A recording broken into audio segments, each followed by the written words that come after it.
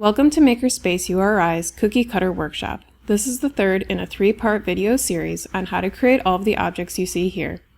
This video will focus specifically on creating the holiday platter using the Cameo silhouette and heat transfer vinyl. So let's get started.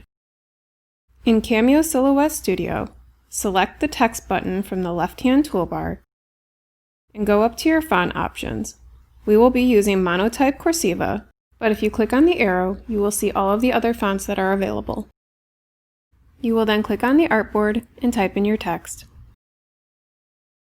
Return to the text edit options and click Justify Center. We can then scale our text by clicking on it and dragging the corner to the size that we need.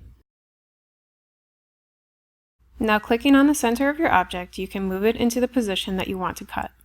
You are now ready to hit send. Select your material from the drop-down menu. We will be using Heat Transfer Smooth.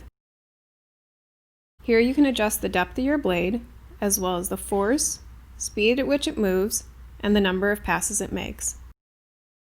Once we are satisfied with our settings, we will click Send again.